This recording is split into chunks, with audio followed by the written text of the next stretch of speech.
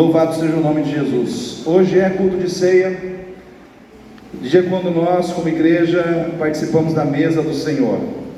E o texto que eu vou estar lendo está lá em Lucas, no capítulo 24. Você vai achando aí, vai achando o capítulo 24 na sua Bíblia. A gente vai ler aí vários versículos. E é interessante que começa a música terminou aqui falando de ressurreição, e nós vamos pegar um gancho e vamos ler um texto que fala sobre a ressurreição de Jesus. Enquanto você está achando aí, nós estamos vivendo um tempo que foi descrito na Bíblia como um tempo onde a ciência muito se multiplicaria. Hoje a ciência, ela tem se multiplicado de uma maneira assim, que não tem como a gente medir, né? O que nós temos hoje de mais moderno, daqui a um ano pode não ser mais nada, porque a ciência ela está inventando e inovando a cada dia. E o profeta Daniel ele disse que nos últimos dias a ciência muito se multiplicaria. O ser humano ele se tornaria muito mais racional. O ser humano se tornaria muito mais propenso a confiar mais em si, nas suas capacidades humanas, do que em Deus. E é essa mentalidade que eu vejo que está sendo trabalhada de uma maneira muito intensa na vida das pessoas nesse tempo.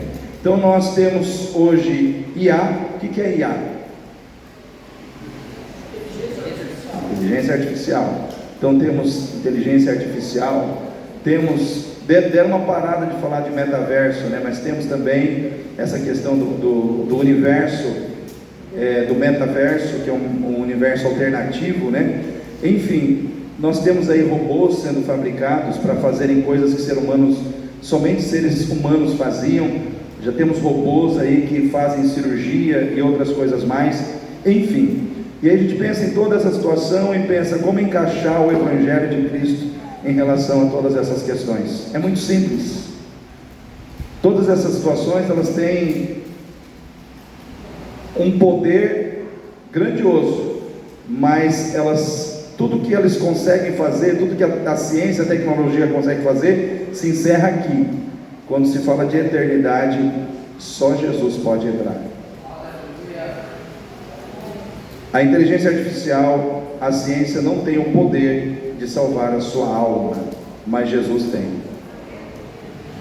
Então o Evangelho é para quem quer ter a alma salva, acima de tudo.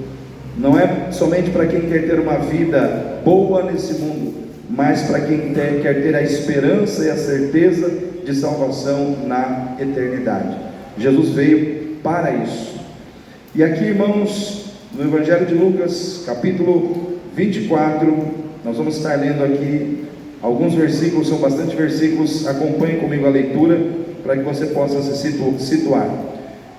Lucas 24, 9, diz assim: E voltando do sepulcro, anunciaram todas estas coisas aos 11 e a todos os demais.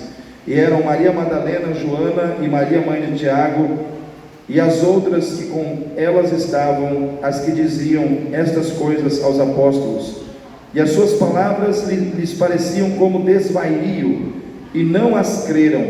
Porém, levantando-se Pedro, correu ao sepulcro, e abaixando-se viu os lenços postos sós, e retirou-se maravilhado consigo mesmo do ocorrido. E eis que no mesmo dia iam dois deles para uma aldeia que distava de Jerusalém 60 estádios, cujo nome era Emaús, e iam falando entre si de tudo aquilo que havia sucedido. E aconteceu que, indo eles falando entre si e fazendo perguntas um ao outro, o mesmo Jesus se aproximou e ia com eles, mas os olhos deles estavam como que fechados, para que não o conhecessem. E ele lhes disse: Que palavras são estas que caminhando trocais entre vós? E por que estáis tristes? Por que estáis tristes? E respondendo, cujo nome era Cleopas, disse-lhe: És tu só peregrino em Jerusalém, e não sabes as coisas que nela têm sucedido nesses dias? E ele lhes perguntou: Quais? E eles lhe disseram: As que dizem respeito a Jesus Nazareno, que foi homem profeta, poderoso em obras e palavras diante de Deus e de todo o povo. E como os principais sacerdotes e os nossos príncipes o entregaram à condenação de morte e o crucificaram, e nós esperávamos que fosse ele o que remisse Israel, mas agora sobre tudo isso é já o terceiro dia desde que essas coisas aconteceram. É verdade também, algumas mulheres dentre nós nos maravilharam, as quais de madrugada foram ao sepulcro, e não achando seu corpo, voltaram dizendo que também tinham visto uma visão de anjos, que dizem que ele vive. E alguns dos que estavam conosco foram ao sepulcro, e acharam ser assim como as mulheres haviam dito, porém a ele não viram. E ele lhes disse: ó nécios e tardos de coração para crer tudo que os profetas disseram, porventura não convinha que o Cristo padecesse essas coisas e entrasse na sua glória? E começando por Moisés e por todos os profetas, explicava-lhes o que dele se achava em todas as escrituras. E chegaram à aldeia para onde ia, e ele fez como quem ia para mais longe. E eles o constrangeram, dizendo: fica conosco, porque já é tarde, e já declinou o dia. E entrou para ficar com eles. E aconteceu que, estando com eles à mesa, tomando o pão, o abençoou, e partiu, e deu-lhe. E abriram-se-lhes então os olhos, e conheceram, e ele desapareceu-lhes. E disseram um para o outro: porventura não ardia em nós o nosso coração, quando pelo caminho nos falava, e quando nos abria as Escrituras? E na mesma hora, levantando-se, tornaram para Jerusalém, e acharam congregado os 11, e os que estavam com eles, os quais diziam: ressuscitou verdadeiramente o Senhor, e já apareceu a Simão. Amém, igreja? Queridos, esse texto aqui é o texto que fala, é um dos textos que estão na Bíblia, que estão nos Evangelhos, que narra ali o acontecimento da ressurreição de Jesus. Mas somente no Evangelho de Lucas nós encontramos essa história que fala de Cleopas e o seu outro companheiro, que nós conhecemos como os caminhantes de Emaús. Eram dois discípulos que estavam com os discípulos de Jesus, eles conheciam os 12 apóstolos, eles estavam ali com certeza nas reuniões, participando de tudo aquilo que os apóstolos faziam, com certeza tiveram a oportunidade de estar com Jesus, de ver a Jesus, de falar com Jesus. Mas chegou um momento em que Jesus foi preso, foi crucificado, e aí aquela situação de dor, de sofrimento, que foi construída em torno da crucificação de Jesus, abateu o coração daqueles dois homens. Então aquele cenário de tristeza, aquele cenário gerado em torno da crucificação de Jesus, de sofrimento, de dor, abateu o ânimo e vamos dizer assim, o vigor espiritual de suas vidas se esvaiu. E aqueles dois homens começaram então, em função da tristeza, do desânimo, da decepção, da frustração que aconteceu em seus corações, eles começaram a se afastar de Jerusalém, eles começaram a se afastar da comunhão com a igreja que estava ali em Jerusalém reunida, eles começaram a ir para longe. E eu fico pensando, irmãos, que muitas vezes é assim. Muitas vezes, quando nós nos deparamos com situações que nos entristecem, quando nós nos deparamos com situações que trazem algum desconforto, algum tipo de sofrimento ao nosso coração, a nossa tendência é querer fugir, é querer sair da onde aquelas situações aconteceram e ir para longe. É tipo assim, a gente quer fugir da situação, como se fugir da situação, fugir do problema, fosse a solução de todos os nossos problemas. E eu digo assim, irmãos, que quem encara uma situação que na sua visão é um problema e foge daquela situação porque entende que essa talvez seja a melhor atitude a ser tomada, muitas vezes está se enganando, porque problemas não se resolvem fugindo, se resolvem enfrentando com fé. É que nem aquela história da pessoa que tem um problema ou problemas, e ela quer fugir do problema, ela junta um dinheiro, ela vai para a praia, e ela fala, bom, agora estou aqui na praia, aí ela começa a aproveitar a praia, curtir tudo que tem ali, só que chega uma hora que o dinheiro acaba, e aí a pessoa que está lá na praia, ela tem que voltar, e quando ela volta, ela entra na sua casa, o problema está lá assim, ó: oi, eu estava te esperando. Ou seja, não adiantou fugir, porque o problema está lá, ele tem que ser encarado, ele tem que ser enfrentado. E para eles, a morte de Jesus, a crucificação de Jesus era um problema, mas na realidade, a morte e a crucificação de Jesus era uma grande solução de Deus. Era uma grande solução de Deus. Eles estavam vendo como um problema, mas por trás daquele problema, Deus estava construindo uma grande solução que traria, vamos dizer assim, aquilo que o ser humano mais precisa na sua existência, que é a certeza da sua salvação, ou a certeza da salvação da sua alma na eternidade. Ou seja, por trás daquele problema, na realidade, tinha a maior solução que Deus poderia construir e entregar a toda a humanidade, que era a salvação de toda a humanidade, ou da alma de todos os seres humanos. Mas eles só conseguiam ver um problema. E muitas vezes esse é o nosso problema. O nosso problema é que nós muitas vezes não conseguimos ver situações boas que muitas vezes estão sendo construídas por trás de um aparente problema. E eu quero dizer uma coisa para você nessa noite: o nosso Deus, Ele é especialista em construir situações abençoadoras por trás de situações que são um aparente problema. Deus é poderoso para construir soluções, para construir situações de bênção por trás daquilo que aparentemente é um problema. Fala para o seu irmão aí: por trás do seu problema pode ter uma bênção de Deus. Às vezes nós olhamos para as situações como problemas, porque nos trazem desconforto, nos trazem sofrimento, nos trazem tristeza, mas muitas vezes é ali que Deus está trabalhando para nos abençoar. O Senhor estava trabalhando através daquela situação para abençoar aqueles dois homens, mas eles não conseguiam ver isso. E eu quero dizer para você, querido, muitas vezes isso acontece comigo e com você. Se nós voltarmos um tempo, por exemplo, quando o povo de Deus estava lá, saindo do Egito, indo ao encontro da terra prometida, eles se deparam com o Mar Vermelho.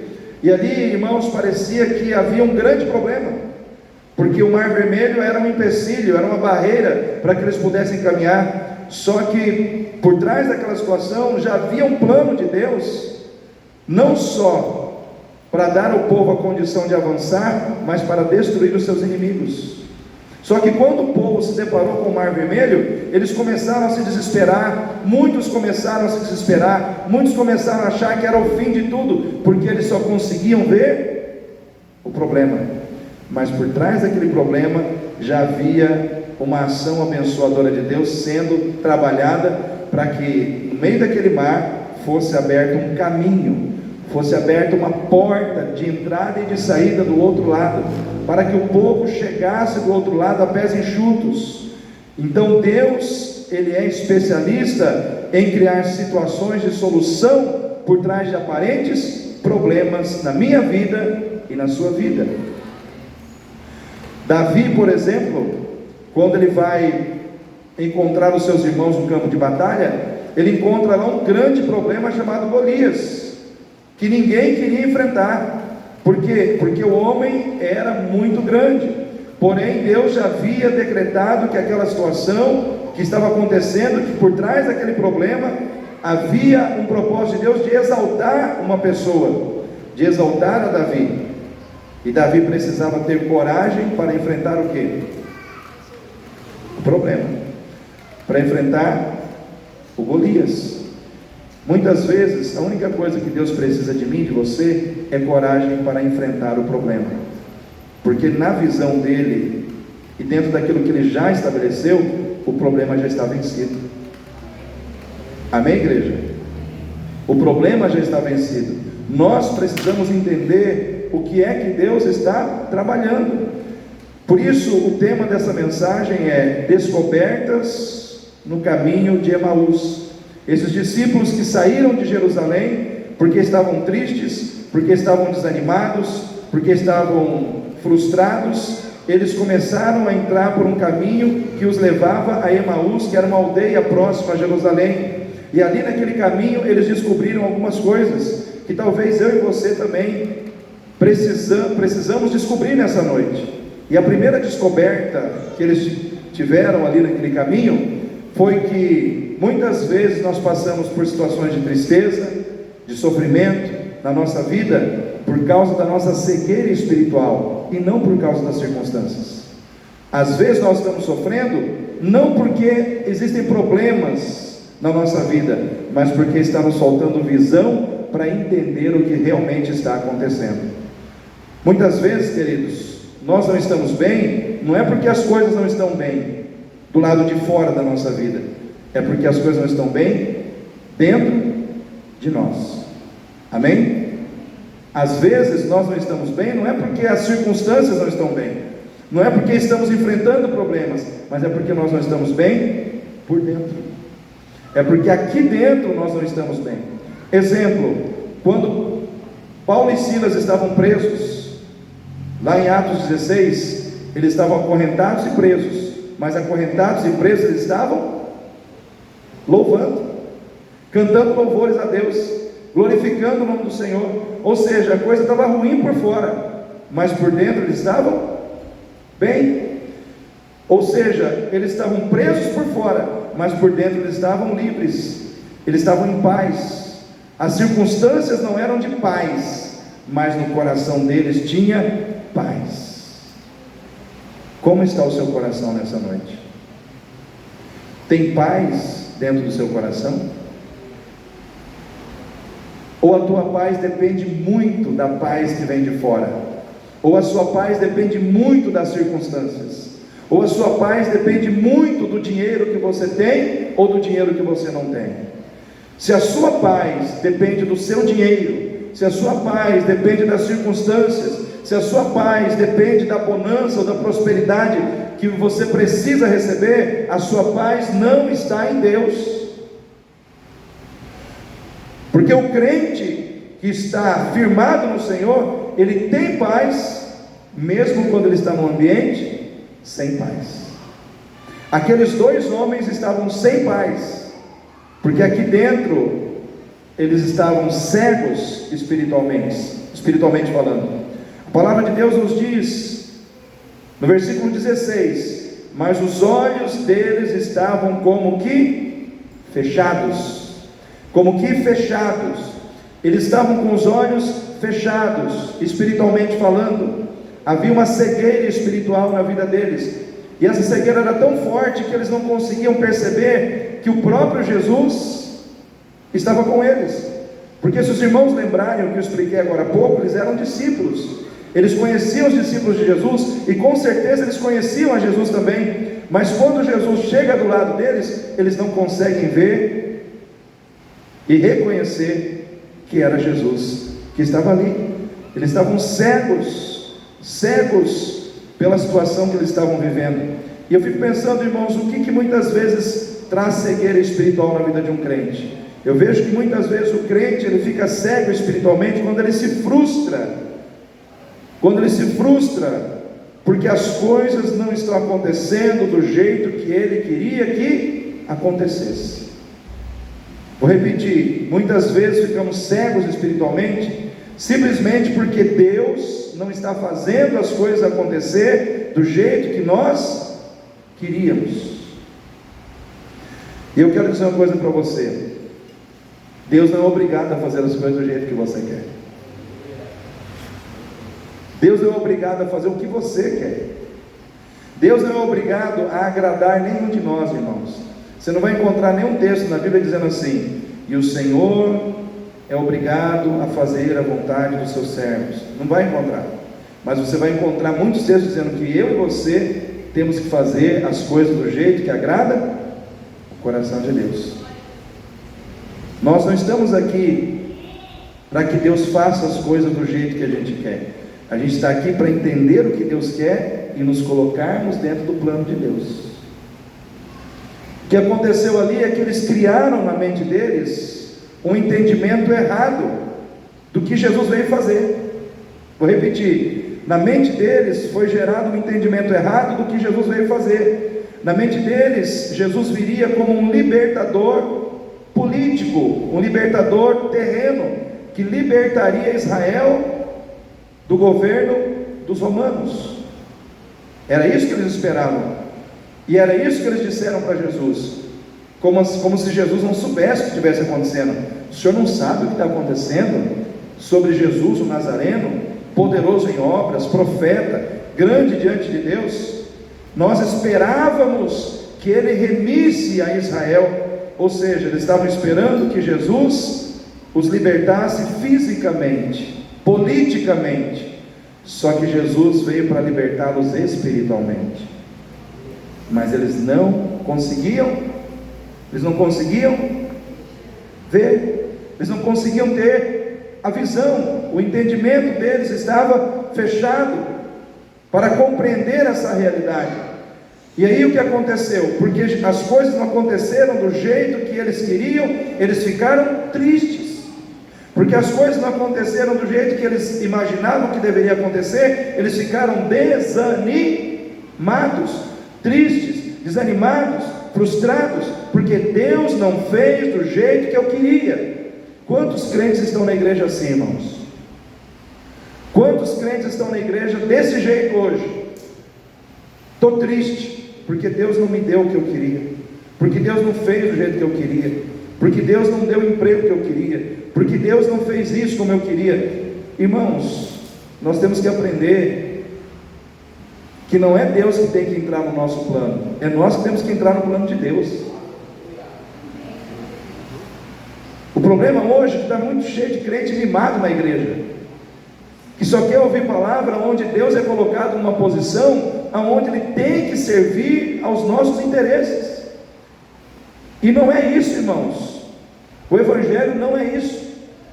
O Evangelho, ele veio para nos dar a condição de vivermos uma nova vida em Cristo, e como Cristo serviu ao Pai, nos dar a condição de fazermos o mesmo. Jesus não veio fazer a sua vontade, Ele veio fazer a vontade. Ele disse isso várias vezes. Ele diz: eu não vim fazer a minha, mas a vontade daquele que me enviou. Tanto é que lá no Getsemane, quando o coração do Senhor Jesus ficou tentado a não ir para a cruz, Ele diz: Pai, não se faça como eu quero, mas como Tu queres. Porque fazer a vontade de Deus é confrontador, porque fazer a vontade do Pai nos coloca muitas vezes em situações de conflito com a gente mesmo. Quantos de nós aqui já ficou em conflito com Deus, porque tinha entendimento de que Deus queria algo que o seu coração não queria? Não vou pedir para você levantar a mão, para você não ficar exposto, né? Mas eu acredito aqui que a grande maioria de nós já passou por essa experiência. Nós temos que entender que Deus, Ele criou planos, e se nós não entendermos esses planos, e começarmos a criar planos alternativos para a nossa vida, que vão confrontar com o plano de Deus, ou que vão conflitar com o plano de Deus, o teu plano já fracassou. Porque entre o teu plano e o de Deus, qual que vai prevalecer, irmãos? Entre o meu plano e o plano de Deus, qual é que prevalece, irmãos? O de Deus. O nosso desafio, todos os dias, é procurar entender o plano de Deus, é entender o que Deus planejou para nós, e tentar se encaixar, procurar se encaixar, porque se nós começarmos a criar planos paralelos, diferentes, que aonde Deus tem que deixar o plano dele para fazer o nosso, nós vamos nos frustrar. 2025 vai ser um ano de frustração para muita gente. Por quê? Porque está caminhando num plano que não é o plano que Deus estabeleceu. Eles queriam que Deus trabalhasse no material, e Deus estava trabalhando no espiritual. Eu quero dizer para você, querido, muitas vezes Deus vai deixar de trabalhar no material para trabalhar no espiritual da sua vida. Por quê? Porque isso é mais importante. Vou recordar hoje de manhã o que o Rodrigo falou na aula que ele estava ministrando, que no momento em que os 4 amigos colocam Jesus, abre o telhado da casa lá, e leva o paralítico na frente de Jesus, o que Jesus diz? Perdoados são os teus pecados. Mas o que a pessoa mais queria ouvir? Ou o que aqueles 4 amigos que se esforçaram para levar ele ali queriam que Jesus dissesse? Que ele fosse curado, sim ou não? Pô, mas a gente traz o homem aqui, o homem é paralítico e tal, aí esperando que Jesus vai curar ele, vai tirar ele da cama. Aí Jesus diz: perdoados são os teus pecados. Por quê, irmãos? Porque para Deus mais importante que curar o seu corpo é salvar a sua alma. Mais importante do que você ter um corpo saudável é ter uma alma salva. Perdão de pecados é mais importante do que cura física. Amém? Naquele momento Jesus, ele ficou mais preocupado em olhar para aquela alma queimando no inferno do que para aquela vida que estava numa cama. E nós muitas vezes ficamos fazendo os nossos planos em cima daquilo que nós queremos aqui, e esquecemos do que Deus tem conosco na eternidade. Então o plano de Deus era salvar não somente Cleopas e seu companheiro, mas toda a humanidade. Para isso Jesus tinha que morrer. Jesus tinha que morrer, Jesus tinha que derramar o seu sangue, Jesus tinha que passar por aquela situação de dor, de sofrimento. Mas eles não conseguiam ver que por trás daquela dor, daquele sofrimento, daquela situação de aparente tragédia, Deus estava fazendo algo tremendo e tremendamente vitorioso, porque aquele que morreu na sexta ressuscitou no domingo. Aquele que morreu na sexta-feira, no domingo estava em pé. O túmulo estava vazio, a sepultura estava vazia. Vazia está. Não só estava, ela está vazia. Você vai lá, você vai encontrar escrito: não está aqui, ressuscitou, está vivo. Mas para que ele pudesse ressuscitar, ele tinha que morrer. Para que ele pudesse ter a experiência da ressurreição, ele tinha que passar pela experiência da morte. Então, para que uma coisa boa aconteça, muitas vezes uma coisa ruim precisa acontecer antes. Vou dar um exemplo aqui para nós, bem do nosso cotidiano. Quem gosta de transitar no barro quando chove aqui? É ruim demais, né, irmãos? Mas se daqui a alguns meses tiver um asfalto aqui, esse glória foi fraquinho, né? E se tiver um asfalto aqui, irmãos? Aí você vai olhar para trás e vai falar: foi ruim, teve barro, mas glória a Deus porque hoje está asfaltado. Passamos pela situação ruim, mas agora estamos vivendo a bonança. Porque, irmãos, para que algo bom venha, às vezes precisa acontecer algumas coisas que vão trazer tristeza, dor, sofrimento, desconforto. Não tem como você fazer um asfalto sem mexer na terra, o negócio ficar tudo solto. Eu estou profetizando, tomara que saia esse asfalto mesmo, né? Tomara, em nome de Jesus, né? Mas eu estou apenas dando um exemplo. Muitas vezes o problema que Jesus estava tentando dizer para aqueles 2 homens, que muitas vezes o problema não são as circunstâncias, mas é o nosso entendimento errado. Às vezes o que tem que mudar não é as circunstâncias, mas o seu entendimento, porque você está com o entendimento errado, ou você está com falta de entendimento sobre as circunstâncias que estão acontecendo na sua vida, relacionadas ao plano de Deus. O que precisa acontecer é uma mudança de entendimento. E quando Jesus ele começa a falar com eles, Jesus começa a trazer as escrituras. Jesus começa a falar: olha, vocês não lembram do que disse Moisés? Vocês não lembram do que disse os profetas ao meu respeito? Que o Filho do Homem, ele deveria passar por essas situações e ressuscitar. Então Jesus começa a ministrar a palavra no coração deles, para que eles pudessem reviver novamente tudo aquilo que eles já tinham ouvido. E eu fico pensando que muitas vezes o que aconteceu com aqueles homens acontece com a gente. A gente ouve palavra, vem na igreja, ouve um texto 10 vezes, mas não consegue absorver, captar profundamente o que o Senhor quer transmitir ao nosso coração. E isso aconteceu com aqueles homens. Mas o que me chama a atenção, irmãos, é que Jesus ele chega do lado deles e diz assim: por que vocês estão tristes? Jesus chega do lado daqueles dois homens e pergunta: por que vocês estão tristes? E quando eu olho para essa atitude de Jesus, eu fico maravilhado, irmãos, porque eu vejo um Deus que se preocupa com a tristeza que está dentro de nós, se preocupa em saber na profundidade o motivo da nossa tristeza. Por que você está triste? O nosso problema, sabe qual é, irmãos? É que nós falamos assim: Deus sabe tudo, eu não preciso falar nada para Ele. Tem gente que pensa assim, sim ou não, irmãos? Mas Deus sabe como eu estou. Aí eu digo para os irmãos: Jesus, Ele sabia ou não sabia que eles estavam tristes? Jesus sabia ou não sabia o motivo da tristeza deles? Mas mesmo assim Ele perguntou. Por que Ele perguntou se Ele já sabia? E a resposta que eu encontro, irmãos, é que Jesus ele quer construir um relacionamento conosco de confiança. Independente dele saber da nossa vida, independente dele saber das nossas tristezas, Ele quer construir comigo e com você um relacionamento de confiança, aonde a gente diga para Ele, onde a gente abra o nosso coração para Ele e diga: Senhor, eu estou triste por causa desse motivo. Se você olhar lá no Éden, quando Deus visita Adão e Eva depois que eles pecaram, o Senhor diz a Adão: onde você está, Adão?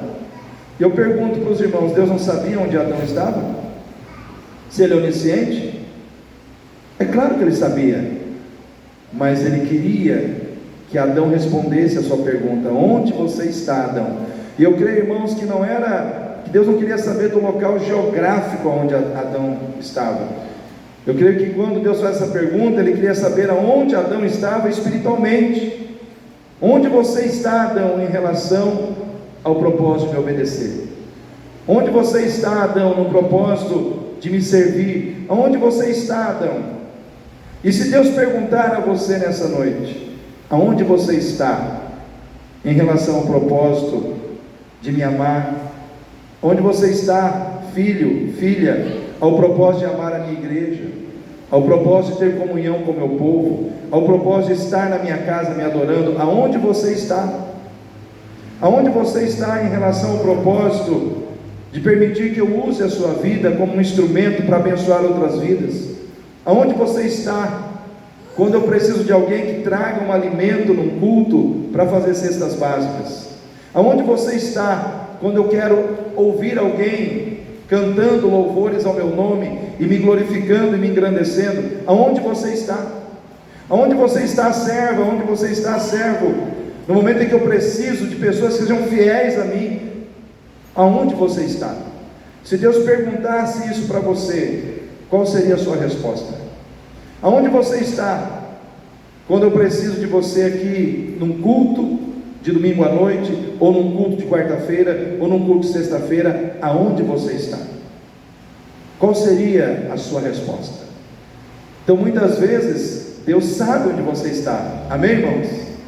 Ele sabe onde você está, e Ele sabe o porquê você não está aqui, mas muitas vezes Ele quer ouvir do seu coração.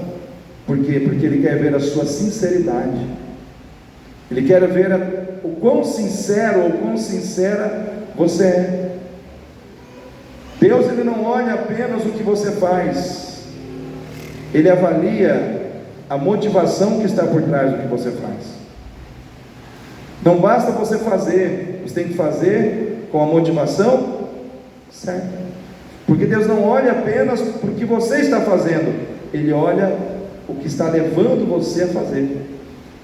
E isso nós temos que avaliar também no nosso coração. Não adianta você fazer para os outros, amém, igreja? Sabe, fazer para aparecer, para receber aplauso das pessoas.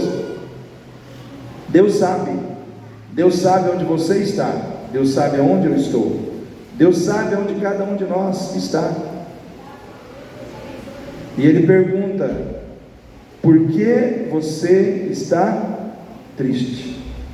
Qual é o motivo da sua tristeza? O que muitas vezes também nos leva a perder a visão espiritual é a atitude de colocar atenção demasiada nas coisas que nos entristecem. Você ficar olhando para aquilo que te entristece, você ficar olhando para aquilo que te deprime, isso também cega espiritualmente a sua visão. Se nós ficarmos só supervalorizando, irmãos, coisas ruins, coisas negativas, a gente vai perdendo a fé, a gente vai perdendo o ânimo, a gente vai perdendo o encorajamento, porque nós estamos concentrando a nossa situação naquilo que rouba as nossas forças, naquilo que tira as nossas forças, naquilo que nos deprime o espírito. Por isso Jeremias diz: eu quero colocar a minha mente, eu quero me lembrar daquilo que me traz esperança, porque ele sabia que aonde estivesse a sua mente, aquilo que seria o foco da sua mente influenciaria a sua maneira de crer. Nós precisamos colocar a nossa atenção naquilo que traz esperança ao nosso coração, e não naquilo que nos traz tristeza. Eu gosto de lembrar de Pedro, quando ele está ali naquele barco junto com os discípulos, já 3 horas da manhã, e Jesus vem andando sobre as águas. Quantos lembram desse episódio? Jesus está andando sobre as águas, e aí chega uma determinada altura em que Pedro reconhece que é Jesus, e aí ele diz: Senhor, se é o Senhor, me faz ir ter contigo sobre as águas. O que Jesus diz? Vem. Jesus só diz vem. E Pedro, irmãos, ele pula naquele mar. Eu fico pensando, irmãos, que loucura, né? Imagina, Jorge, você pularia 3 horas da manhã, alto mar, 100 metros, 200 metros de profundidade, né? Eu acredito que ele precisa ter muita coragem, muita fé para dar aquele pulo naquela água. E quando ele pula ali, a água fica sólida, ele começa a caminhar sobre as águas. Ele começa a ter a experiência de andar sobre as águas como Jesus estava andando. Isso quer dizer que aquilo que Jesus faz, Ele quer que você faça. Amém, igreja? Aquilo que Ele é capaz de fazer, Ele quer que você faça também. E Pedro começou a andar sobre as águas, mas chegou um determinado momento em que ele tira a sua atenção, ou o seu olhar de Jesus, e ele começa a olhar para onde? Para as circunstâncias. E ele começa a afundar. Ele começa a afundar. Por quê? Porque a sua atenção não estava mais no Senhor. Para onde está a sua atenção? Para onde está o foco da sua atenção hoje? Irmãos, a palavra de Deus nos diz que nós temos que olhar firmemente para Jesus, autor e consumador da nossa fé. É nele que nós vamos encontrar força, é nele que nós vamos encontrar o poder para avançar, para ir adiante. Então, se nós ficarmos olhando para situações que muitas vezes existem só para tirar a nossa paz, nós vamos começar a afundar, que nem Pedro estava afundando. Mas glória a Deus que o Senhor estava ali para levantar Pedro de novo. A fé dele falhou, mas a graça de Deus estava ativa para socorrê-lo. Então eu e você temos um socorro quando a nossa fé falha, chama-se graça de Deus. Senhor, a minha fé falhou, tem graça aí? Aí Deus age com graça sobre a tua vida. De uma forma ou de outra, irmão, nós estamos sempre guardados e protegidos pelo Senhor. Jesus estava ali para abrir os olhos daqueles homens, porque eles estavam com seus olhos fechados. Por quê? Porque estavam frustrados, porque as coisas não aconteceram do jeito que eles queriam, porque estavam tristes, estavam olhando para aquilo que só trazia tristeza aos seus corações, porque estavam com falta de entendimento, com o entendimento errado das Escrituras. Nessa noite, o Senhor Ele quer dizer para você que você não precisa ficar deprimido, que você não precisa ficar triste, que você não precisa viver o entendimento errado. Ele morreu para te salvar e a sua vida está nas mãos dele. Mais importante do que qualquer situação que você possa viver nessa terra é o que você já tem garantido na eternidade. Nós vamos celebrar a ceia de alguém que verteu o seu sangue para o perdão dos nossos pecados. E nós temos que nos alegrar com isso. Parar de ficarmos olhando para situações que não aconteceram do jeito que a gente queria e entender que muitas coisas ainda estão para acontecer. Se não aconteceu do jeito que eu quero, vai acontecer melhor. Amém, irmãos? Vai acontecer melhor. Foi assim que aconteceu com Marta e com Maria, quando Lázaro morreu. Porque na visão delas, irmãos, o que elas queriam era que Jesus viesse e orasse pelo seu irmão enquanto ele estava doente. Só que Jesus não veio. Jesus não veio orar por Lázaro quando ele estava doente, e ele morreu. Depois de 4 dias que ele estava morto, aí ele aparece. Por quê? Porque ele não tem só poder para curar, ele tem poder para trazer de volta a vida. Eu quero dizer uma coisa para você: aquilo que está perdido para você não está perdido para Jesus. Aquilo que se perdeu das suas mãos não está perdido para as mãos de Jesus. Aquilo que a sua mão não alcança, a mão do Mestre alcança. E se não aconteceu do jeito que você queria, é porque Ele quer fazer algo melhor e maior em teu favor. Então você tem que crer, você tem que confiar. Amém, igreja? Eles também descobriram, irmãos, que é mais fácil desistir do que prosseguir quando as coisas ficam difíceis. Vou repetir: o caminho de Emaús é um caminho de descobertas, e eles descobriram que é mais fácil desistir do que avançar quando as coisas ficam difíceis. E eu quero perguntar para você nessa noite: quando as coisas ficam difíceis, você é daqueles que desistem ou você é daqueles que avançam? Pergunta para o seu irmão aí: você desiste ou avança? Eles estavam desistindo. As coisas ficaram difíceis, eles estavam desistindo. Quando as coisas ficam difíceis no seu casamento, aquela paixão que tinha no início deu uma esfriada, o diálogo não está acontecendo como acontecia antes, a parceria não está fluindo como já fluiu antes,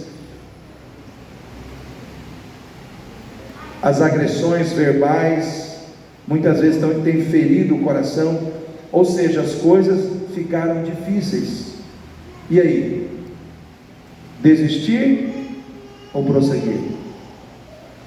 Desistir ou prosseguir? Qual é a sua atitude? Quando as coisas ficam difíceis no seu relacionamento dentro da igreja, porque de repente você perdeu o prazer por estar na igreja, você se desentendeu com pessoas dentro da igreja, tem situações dentro da sua vida que você não consegue encaminhar como você já encaminhou dentro da casa de Deus, você não consegue estar feliz dentro da casa de Deus, alguma coisa está estranha dentro da sua vida, ou seja, as coisas ficaram difíceis. E aí, você vai desistir ou você vai prosseguir? O que você faz quando as coisas ficam difíceis? Você se decepcionou com pessoas? Você esperava algo de alguém e isso não veio? Ficou difícil para você. Ficou difícil estar dentro de uma igreja porque você se decepcionou com uma liderança ou com um líder de uma igreja e aquilo abateu o teu ânimo. Você vai desistir ou vai prosseguir? O que você faz quando as coisas ficam difíceis no seu trabalho? Só discussão, desentendimento, tem gente que é promovida e você fica para trás, e aí você vai desistir ou você vai prosseguir? Qual é a sua atitude? Aqueles homens estavam caminhando para uma desistência, só que eles não desistiram porque Jesus não deixou. E eu quero dizer para você que aquele mesmo Jesus que não deixou aqueles homens desistirem, Ele está aqui para não deixar você desistir. Porque tem gente aqui que já pensou em desistir do casamento, tem gente aqui que já pensou em desistir de igreja, Tem gente aqui que já pensou em desistir de muitas coisas, mas não desistiu por quê? Porque aquele Jesus que morreu e ressuscitou está aí na tua vida. Talvez você não esteja vendo, mas Ele está aí. Aqueles homens não estavam vendo Jesus, mas Ele estava lá. Eles não estavam reconhecendo a presença de Jesus, mas a presença de Jesus era na vida deles, como a presença de Jesus é na sua vida. E hoje, através da palavra dele, Ele está trabalhando no seu coração para te levar a refletir sobre a questão de que Deus não te chamou para desistir, Deus te chamou para avançar. Porque quando as circunstâncias vêm sobre a nossa vida e pesam sobre os nossos ombros, a desistência sempre vem junto, ou a tentação de desistir sempre vem junto. E o próprio Senhor Jesus pensou em desistir, mas Ele disse: não se faça a minha, mas a tua vontade. Ou seja, Ele não desistiu. E a mesma capacidade que estava nele de não desistir e avançar, está sobre a tua vida, porque Ele está em você. Então nós que estamos aqui, precisamos entender que desistência não é uma opção para nós. Nós não somos daqueles que desistem, ou daqueles que retrocedem, mas daqueles que avançam para a preservação da alma. Amém, irmãos? Está lá em Hebreus capítulo 10, se não me falha a memória, versículo 37 ao 38, mas você vai lá e depois você vê. O justo viverá da fé. Se ele recuar ou retroceder, a minha alma não tem prazer nele. Porém nós não somos daqueles que recuam, que retrocedem ou que desistem, mas daqueles que avançam para a preservação da alma. Esse texto de Hebreus foi escrito para crentes que estavam pensando em desistir. Por quê? Porque eles estavam sofrendo perseguição, perda de emprego, eles estavam sofrendo de várias maneiras, e eles pensaram em desistir. Só que aí a palavra de Deus veio para levantá-los, colocá-los em pé e mostrar para eles que Jesus continuava sendo a única opção de vitória na vida deles. E eu quero dizer para você, Jesus é a única opção de vitória na sua vida também. É nele, é através dele. Às vezes é passando por tristeza, é passando por dor, é passando por sofrimento, mas debaixo do cuidado de Jesus. É assim que nós vamos avançar. Irmãos, eles também descobriram no caminho de Emaús que não basta conhecer a palavra, é preciso crer nas suas revelações. Eles disseram assim: nós ouvimos que as mulheres disseram que Ele ressuscitou. Eles começaram a falar da ressurreição de Jesus para o próprio Jesus. Estão falando de Jesus para o próprio Jesus. Olha, disseram que Ele ressuscitou, mas nós estamos caminhando em direção a Emaús. Disseram que Ele ressuscitou, mas nós estamos abandonando o barco. Disseram que Ele ressuscitou, mas nós estamos indo embora. Ou seja, eles conheciam, mas eles não criam. Não basta você conhecer, você tem que crer. Amém, irmãos? O milagre não acontece para quem conhece, o milagre acontece para quem crê. Você pode conhecer a Bíblia de capa a capa, se você não crê, o que está nela não vai acontecer na sua vida, porque a Bíblia é um livro de fé, não é um livro científico que você estuda que nem uma enciclopédia. A Bíblia você tem que crer, você tem que crer que o que está aqui vai acontecer na sua vida. Você tem que crer que o que está aqui aconteceu, e aquilo que disse que aconteceria vai acontecer, e você tem que viver de acordo com aquilo que você crê dentro da palavra de Deus. Porque aqueles homens, eles conheceram, eles ouviram falar, mas na hora de crer, o coração deles duvidou. E muitas vezes é aí que a gente se perde, irmãos. Quantos de nós aqui, ou quantos que estão aqui dentro desse templo, estão ouvindo, mas quantos estão crendo? Eu não tenho um mecanismo que mede a fé de ninguém.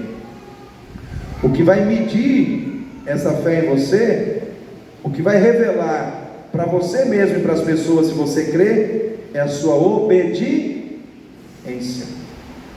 Crente que ouve, diz que crê, mas não obedece, não crê. Porque, irmãos, a causa da nossa desobediência, a nossa falta de fé. Aí uso o exemplo que eu usei hoje de manhã, falando da mulher de Ló. Quantos lembram da mulher de Ló? Deus enviou salvação para aquela mulher. Deus enviou salvação pela graça. Ela não fez nada para ser salva.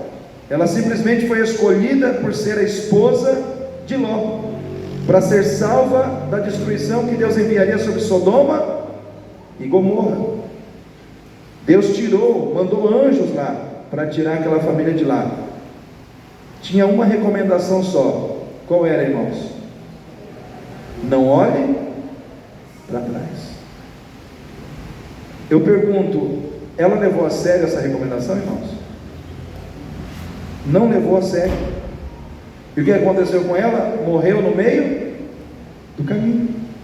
Quantos crentes aqui ouvem a palavra e não levam a sério?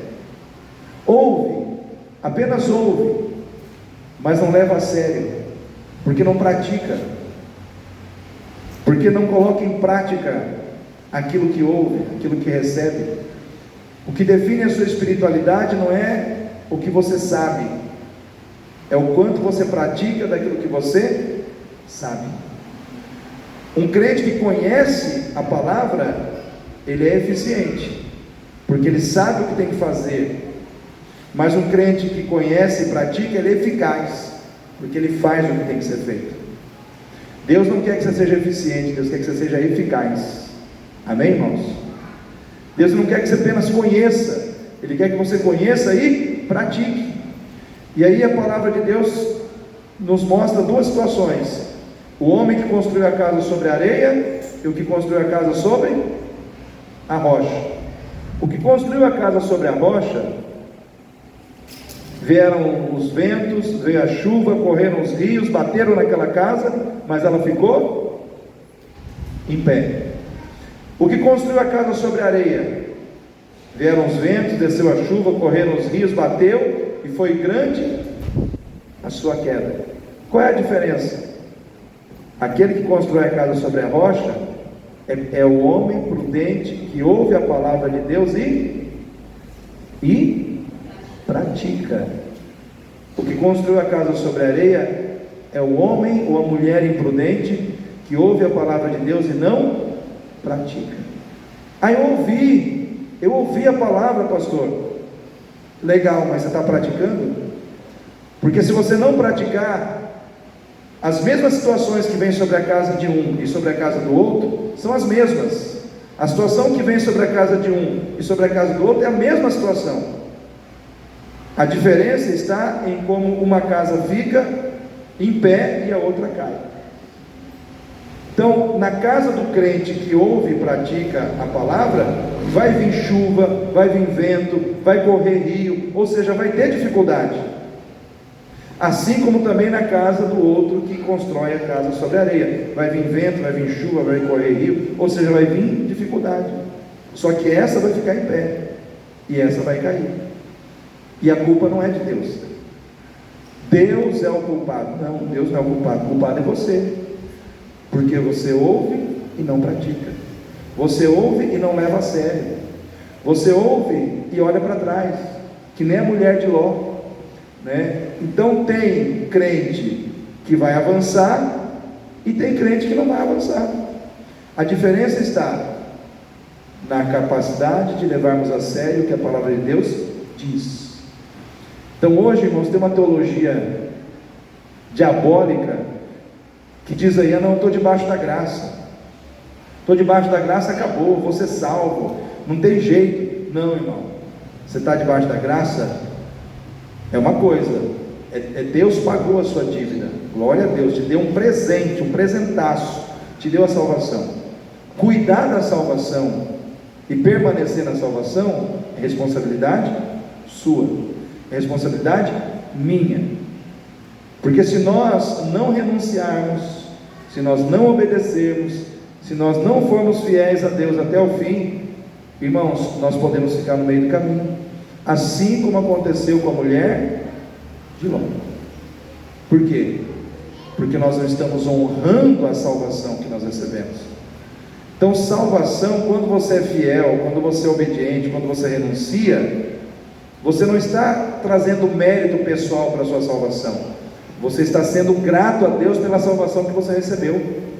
Quando você não é fiel a Deus, quando você não obedece a Deus, quando você não serve a Deus sendo salvo, você está sendo ingrato. Você pode servir a Deus, mas você não faz. Você pode estar na igreja, mas você não está. Você pode fazer o que Deus te pede, mas você prefere não fazer. Você está sendo ingrato para com Deus. Por quê? Porque na hora em que Ele precisou morrer por você, Ele morreu. E agora Ele quer que você morra por amor a Ele. Como, pastor? Para os prazeres da carne, para as minhas vontades, para fazer a vontade dEle. Por isso que a Bíblia diz que o grão de trigo, se ele cair na terra e ele não morrer, ele não dá fruto. Mas se ele cair na terra e ele morrer, ele dá muito fruto. Porque precisa morrer. Precisa morrer.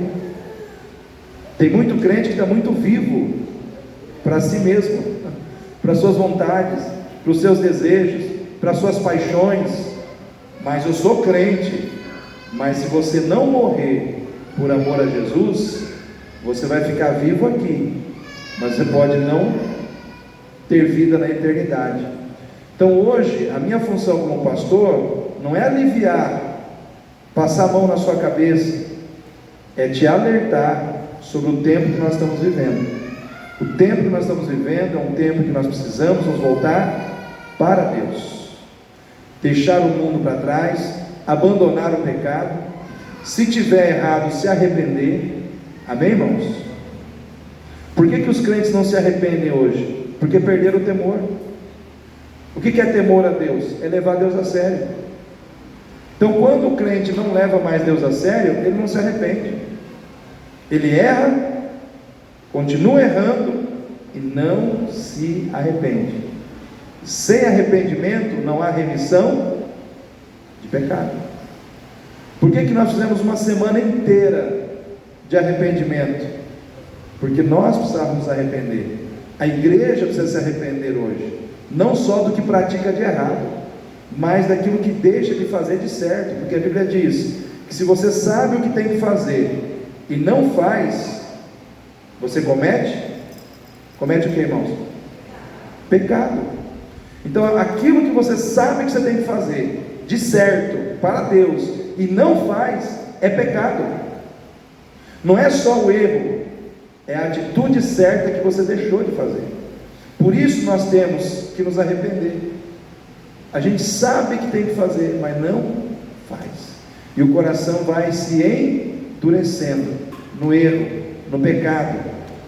Mas o Senhor nos ama, assim como Ele amou aqueles dois homens, Ele ama você, porque apesar do erro deles, o Senhor se colocou ao lado deles, caminhou com eles, mostrando que apesar da desistência deles, Jesus não tinha desistido da vida deles. E eu quero dizer para você, querido, Jesus não desistiu de você, porque Ele te ama, porque você é amado de Deus, porque você é amada de Deus. Então Ele se coloca ao teu lado, para abrir os seus olhos, para despertar o seu coração para Ele, para que você possa entender que talvez você esteja caminhando numa direção errada, precisa se arrepender e voltar. O que é arrependimento? É você estar caminhando numa direção, reconhecer que a direção está errada, voltar na direção oposta. Foi isso que eles fizeram.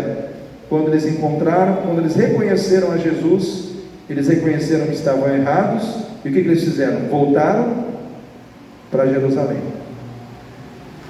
Hoje é tempo de voltar a praticar as primeiras obras, voltar ao primeiro amor, voltar para a casa de Deus. Se alguém saiu da casa de Deus, se afastou da casa de Deus, é hora de voltar. É hora de voltar, é hora de dizer: Senhor, eu saí, eu me afastei, eu esfriei, eu desanimei, mas agora eu estou voltando. Estou voltando. É tempo de voltar, irmãos. Jesus está preparando uma igreja para subir, e eu creio que você que está aqui dentro hoje faz parte dessa igreja. Amém? Jesus está chamando aqueles a quem Ele ama. Ele não quer perder você num caminho errado. Por isso Ele se coloca ao teu lado para te trazer de volta para Ele. Então, eu quero que você fique em pé nesse momento. Quero que você se coloque na presença de Deus. Nós vamos participar da ceia do Senhor. Feche seus olhos neste momento. Vamos estar falando com Deus. Querido Deus e querido Pai, no nome santo de Jesus, nós nos colocamos aqui na Tua presença. Aqueles homens estavam caminhando ali numa direção errada, porque estavam vivendo um entendimento errado sobre qual era a missão do Senhor na vida deles, sobre o entendimento de quem era o Senhor na vida deles. Eles esperavam um Jesus que só ia fazer algo no físico, no material, mas o Senhor estava ali para salvar as almas daqueles homens, como o Senhor está aqui nessa noite para salvar as nossas almas. E o Senhor quer de nós o que? Gratidão, rendição, dedicação. O Senhor quer de nós simplesmente, meu Pai, uma vida rendida à Tua vontade. Quem crê, diz a Tua palavra, aquele que crê verá a glória do Senhor. E aquele que crê, ele demonstra a sua fé pela sua obediência. Quanto mais obedientes nós somos, mais nós estamos demonstrando a nossa fé no Senhor. Pai, é tempo da igreja deixar de ser utilitária, ó Deus, para ser uma igreja servidora, uma igreja missionária, uma igreja evangelista, uma igreja que cumpre a missão, uma igreja que está preocupada em servir aquele que morreu na cruz para dar salvação. Deus, nós precisamos ser essa igreja. Nós precisamos ser a igreja que serve. Nós precisamos ser a igreja que cumpre a missão. Nós precisamos ser a igreja que se arrepende dos nossos pecados.